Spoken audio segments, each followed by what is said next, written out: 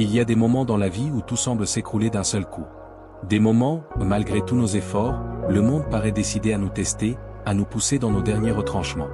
C'est exactement ce que je vivais il y a quelques années. Une période sombre, confuse, étouffante. Une période où, jour après jour, je me levais avec un poids sur le cœur et une fatigue dans l'esprit, bien plus lourde que celle du corps. Mon travail ne me satisfaisait plus. J'y allais par obligation, sans passion, sans but. J'avais laissé les autres décider de ma place, de mes responsabilités, et même parfois de mes limites. Dans mon entourage, je ressentais les tensions, l'incompréhension, parfois même la manipulation. Ma relation, elle aussi, était un chaos constant, oscillant entre amour, conflit, doute et tristesse. Et au milieu de tout cela, je me sentais prisonnier de ma propre vie. Je n'avais plus de prise sur rien. Je n'avais plus d'énergie pour lutter.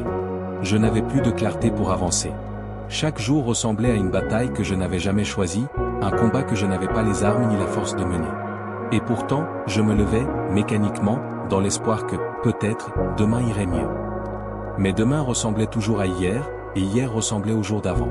J'étais en train de glisser, lentement, dans une spirale invisible. La vidéo qui a tout changé. Un soir, épuisé, je traînais sur YouTube sans objectif précis. Je cherchais seulement un moment d'évasion, quelques minutes pour oublier le bruit intérieur qui me dévorait. Et là, par hasard ou par destin, je suis tombé sur une vidéo. Comment appliquer le stoïcisme dans votre vie? Je ne savais pas encore que cette vidéo allait devenir un tournant. Je ne savais pas que quelques minutes allaient bouleverser des années. Je ne savais pas que j'étais sur le point de découvrir une philosophie capable de me reconstruire. La vidéo parlait d'un philosophe moderne, Ryan Holiday, et de la philosophie stoïcienne, une école de pensée dont je n'avais entendu parler qu'au lycée. Mais là, quelque chose m'a frappé. Cette philosophie, vieille de plus de 2000 ans, parlait directement à mon cœur, à ma douleur, à mes problèmes. Ce soir-là, j'ai découvert une vérité simple et pourtant révolutionnaire. Je ne pouvais pas contrôler ce qui m'arrivait, mais je pouvais contrôler ma réaction. Et ce fut le début d'un long chemin, un chemin qui m'a sorti du gouffre. Un changement qui commence de l'intérieur. J'ai commencé à lire, à apprendre, à comprendre. Sans m'en rendre compte, je venais de poser le premier pas sur un nouveau chemin. Je me suis plongé dans les écrits d'Épictète, d'abord. Un ancien esclave devenu maître de sagesse. Puis dans les lettres de Sénèque, remplies d'humanité, de logique, de calme.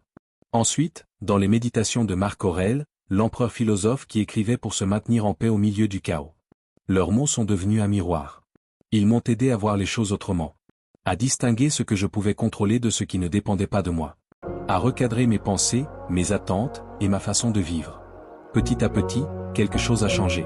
Pas autour de moi, mais en moi. Et c'est là que réside tout le pouvoir du stoïcisme. La paix intérieure n'est pas quelque chose qu'on trouve, c'est quelque chose qu'on construit. Mon anxiété a commencé à s'apaiser. Mon stress s'est réduit. Mes réactions sont devenues plus réfléchies. Ma vie a gagné en clarté. Ce n'était pas magique. Ce n'était pas instantané. Mais c'était réel.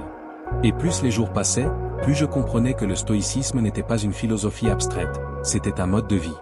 Une boussole. Un pilier. Comprendre ce qui dépend de nous. Les stoïciens divisent la vie en deux catégories. 1. Ce que je peux contrôler. Mes pensées. Mes actions. Mes efforts. Mes choix. Mes principes. 2. Ce que je ne peux pas contrôler. Les opinions des autres. Le passé. Le futur. Les événements extérieurs. Les comportements des gens. Les injustices de la vie. La plupart de notre souffrance vient du fait qu'on s'obstine à vouloir changer ce qui ne dépend pas de nous. On veut que les autres nous respectent. On veut que la vie soit juste. On veut que les choses se déroulent comme prévu. On veut que les gens nous comprennent. Mais cette volonté nourrit la frustration. Le stoïcisme m'a appris à faire l'inverse.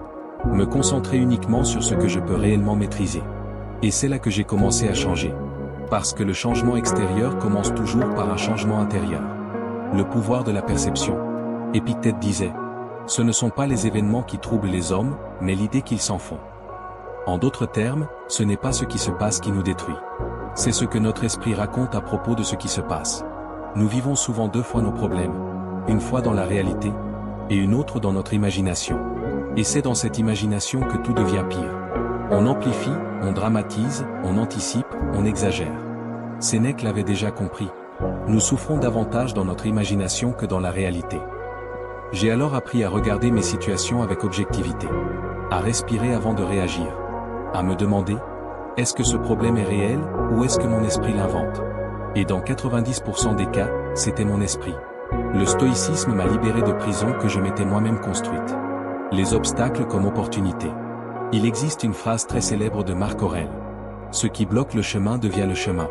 Au début, elle me semblait énigmatique. Puis j'ai compris. Chaque obstacle, chaque difficulté, chaque échec peut devenir un entraînement, une leçon, une opportunité de grandir, une chance de devenir plus fort. Les stoïciens ne fuient pas la difficulté. Ils l'utilisent. Ils la transforment. Ils en font un tremplin. L'adversité façonne les individus solides. Comme le feu purifie l'or. J'ai alors arrêté de me demander « Pourquoi cela m'arrive ?» Et j'ai commencé à demander « Qu'est-ce que cela m'apprend ?» Cette seule question m'a changé. Être son propre ami.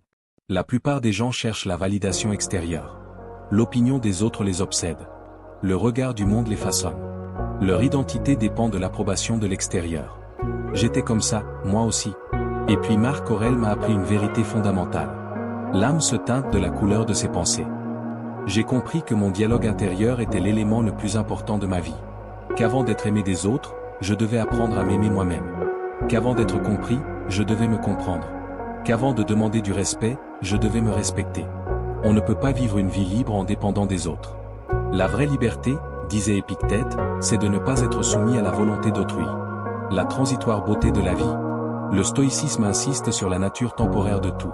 La joie, ou la douleur, ou les réussites, les échecs, les relations, les émotions. Rien ne dure éternellement. Et c'est ce qui rend la vie précieuse. Les stoïciens nous invitent à vivre pleinement chaque instant, tout en étant prêts à le laisser partir.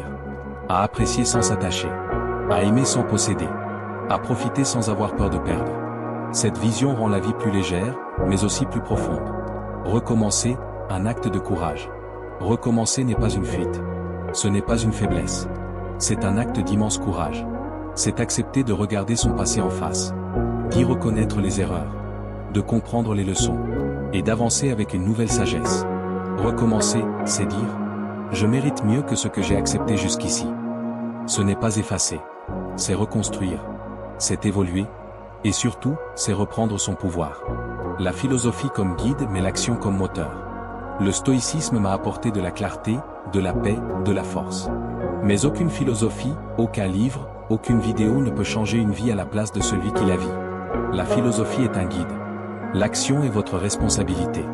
La transformation commence le jour où vous décidez de vous prendre en main. Le jour où vous décidez de recommencer.